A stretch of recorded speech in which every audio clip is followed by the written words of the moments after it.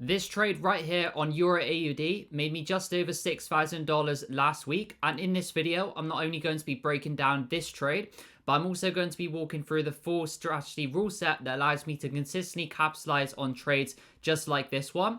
However, guys, before we do that, here's some quick proof that I did actually just take the trade. And also, this trade was called live for the community in one of our morning live calls that we do every single morning. So before we get into the trade breakdown, let me just play a quick snippet of the morning live call where I called this trade live. All of the time frames M15 and lower. Price has pulled back quite correctively, left all of these highs above. And we've now seen price essentially leave behind this area of imbalanced demand. So what I would look for on EA would be that this would be a completely valid trade if I traded it. So if price could come into this area. All right, guys. So as many of you will know, I always start off my analysis on higher time frame and basically just work my way down to execute on lower time frames. So if we go ahead and start on the daily time frame, which is where this trade basically originated. So overall, what we can see on Euro AUD and what I was seeing at the time was that price was overall in this daily bullish trend, right? This was our most recent breaker structure on daily time frame, if we're focusing on this external trend. Price had come down at the sort of first 2 quarters of this year into this area of daily demand, right? Once we see price tap into this daily demand, we saw price hold the daily demand and then continue this rally up. Very recently, however, we've seen price kind of do this correction.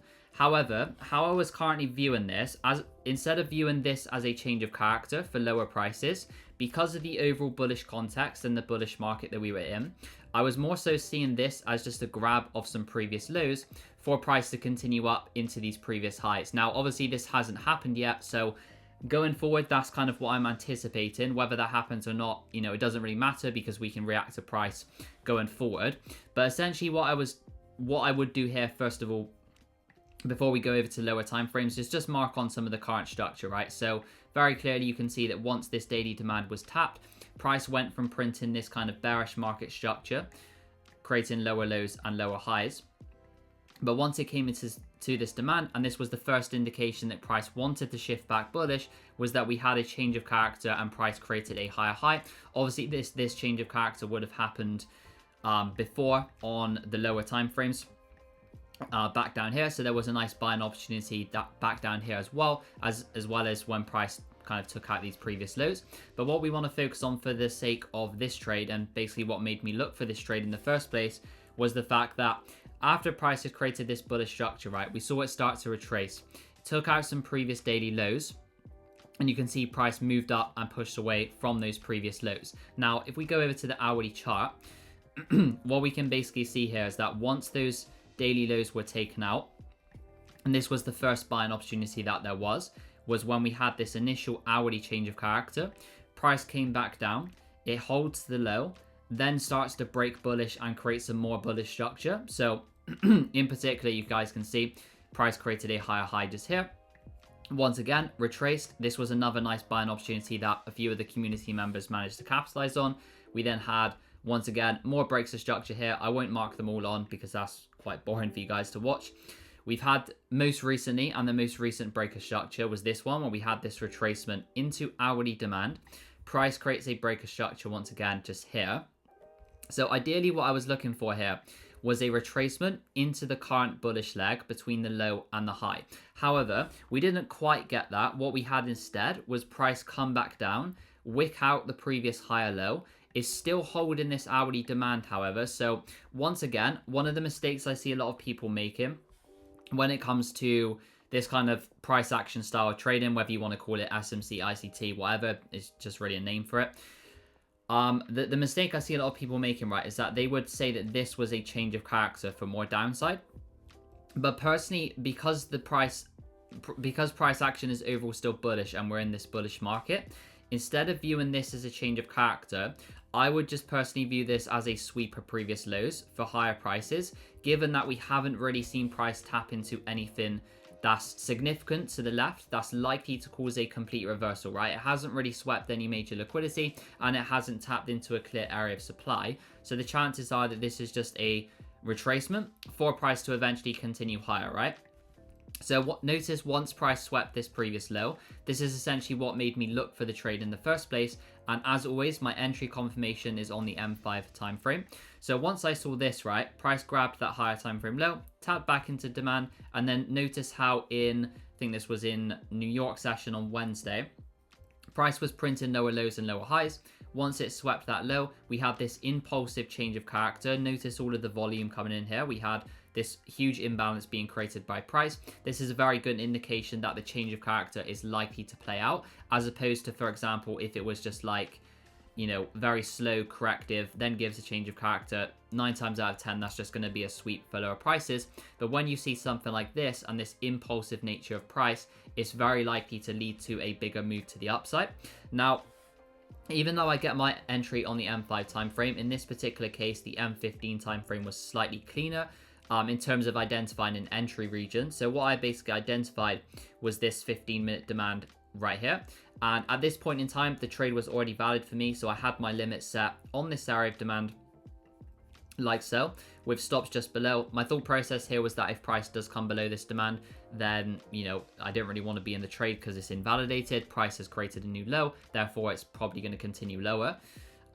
As always, I mechanically target a 1 to 3 risk to reward ratio per trade. The reason why I do this, by the way, is that it just helps to remove any of the kind of discretion in my trading. I personally found that, you know, over 5 years of testing, using a mechanical risk to reward is the best approach and the approach for myself that made the most profit. Because, for example, if you consider the opposite approach of using a discretionary TP, you don't really have any consistency in terms of where you target, because you could target the supply, you could target the liquidity, you could target the imbalance, you could target this supply up here, you could target Asia high. You know, there's like an infinite number of ways you could trade this and an infinite number of targets you could possibly have.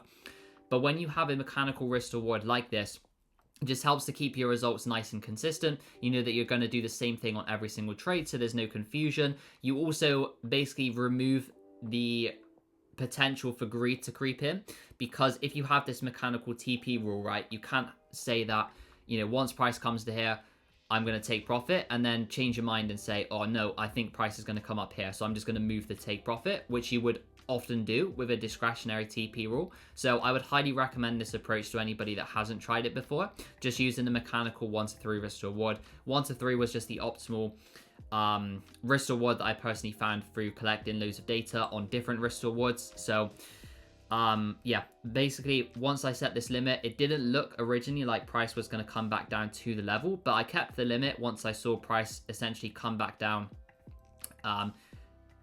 As you guys can see, if we just play this on a little bit, price kind of came back down quite slowly and correctively. As you guys can see, created a lot of highs above, moves down with not really much intent. Just notice how this is like efficient price action.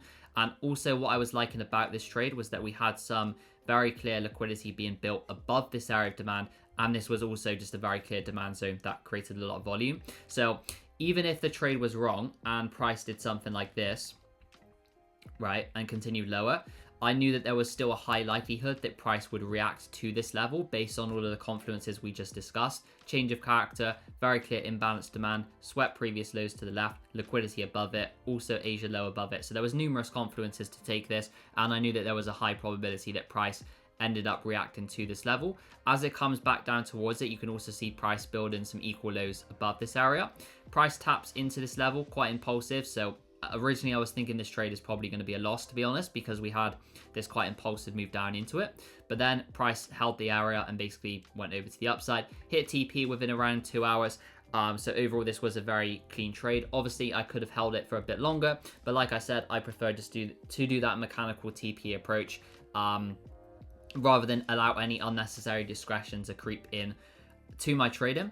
So that was the EA trade, guys, and that was literally all there was to it. So just a quick summary: we had higher time frame market direction, we saw price come back down into a higher time frame POI, which in this case was this liquidity level and also this previous hourly demand that price had already tapped into, but it came back down into it, held it, and swept this previous higher time frame low.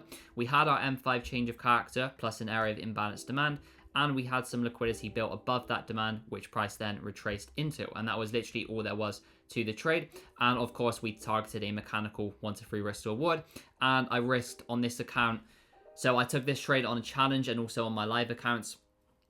So basically how I manage my trading accounts on challenges, I do 2% risk on phase 1. So I made essentially $6,000 on this one on the challenge phase. On my live funded account, I risked 1%, so that was $3,000 on the live one. And also on my live personal account, I won't say the amount that's in there, but I also risk 1% on that one as well. So made a decent amount on this trade, but overall 3R essentially. So very clean trade, guys. And that was all there was to it. Now guys, as many of you will know, I basically have a rule in my trading plan which basically says that I'm only allowed to take one position at a time. This is mostly due to the fact that I risk 2% on prop firm challenges, so that if I enter 2 trades at the same time, there's a risk that I blow the account due to the max daily loss, which obviously I don't want to do. However, on the same day that I took this Euro AUD trade, there was also a textbook pan US dollar setup which I forecasted for the community in the morning. So in the next part of this video, I wanted to break down this trade for you guys just to show you another example of how the strategy actually works in the live market and how I would go about executing a potential trade on pound US dollar using this exact strategy. So guys, as mentioned, there was also a very clean pound US dollar selling opportunity on the same day that this Euro AUD trade took place. But as I mentioned, in my trading plan, I have the rule that says that I'm only allowed to execute one trade at a given time for kind of obvious reasons. Obviously, risking 2% on challenge phases, I would end up going below the maximum daily loss if both of them lost. So I only personally like to execute one trade max per day.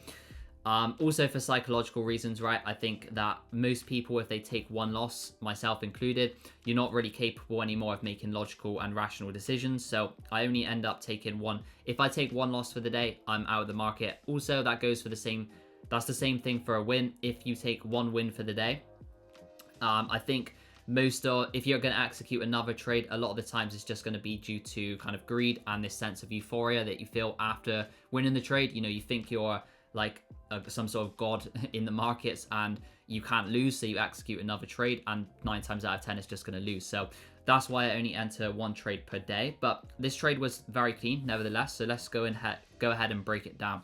So at the beginning of the day, pound US dollar was here. And what I was basically seeing at the time, the higher time frame direction at this point was a bit more ambiguous because I was viewing it in 2 different ways. You could view this as a sweep for higher prices, or you could also view this as a daily change of character. Price had come up during, I think this was FOMC. Yeah, during FOMC in September, tapped into this area of extreme supply, and then we had this quite impulsive sell-off. So once I saw this, I was a bit uncertain about higher time frame direction, but what I was at least expecting was for price to gravitate towards this next liquidity. And this is the powerful thing about using liquidity, because even if you don't really have a clear understanding of market direction and where price wants to go longer term, which sometimes happens, right? You don't always get these clear trending conditions. You can use liquidity as basically an area where price is likely to gravitate towards. So once you see something like this, where we have that wick into supply, a clear sell-off with lower time frame bearish structure, plus this previous liquidity level down here that price has not taken out but is clearly gravitating towards, you know that there's a high probability that price at least takes out this previous low if we're going to see more buys coming into play, which gives us a nice opportunity to sell down into it. So if we go ahead and go down to the hourly chart, what we can see here, right, and this is what kind of confirmed the sells for me, we had this very clear bearish structure coming into play. We had price come up, tap into this area of supply, create another breaker structure to the downside. So essentially what I was looking for here was selling opportunities within this current leg between the low and the high. However, during the morning, what I noticed was that, notice how price is kind of moving back very slowly and correctively. Typically, when you see something like this and when you see price action like this, you want to take into consideration the momentum. So what I mean by that is, for example, based on how slowly this is pulling back, we don't really expect price to, you know, come up all the way back to here, for example. It's just very unlikely given this momentum. So in a case like this, I would jump over to lower time frames and I would look for some lower time frame points of interest. In this particular case, what I had seen was that price had created this area of supply right here. And then during London session, if we play price on, price had essentially came up, swept the Asia high. Again, very slow and efficient pullback with not much intent to the upside. Once price took out Asia high into this area of supply, this is when we're on the M5 chart, waiting for our entry confirmation, which again is just an M5 change of character. You can see that price eventually did present that opportunity when we had this right here. This was the initial change of character, right? However, at this point in time, what I noticed and what kind of threw me off originally taking this trade was the fact that price had tapped into and started to hold this demand. And then we had this quite impulsive move back up. So what I was expecting was, even though that was technically a valid trade, I was expecting this high to get taken out one more time, which is exactly what happened here. You can see that high got taken out, but once that high gets taken out, we saw price impulse over to the downside. Now we have that much clearer intent and momentum coming in with a clear change of character as opposed to before. Just notice the difference here between the first change of character and this second one.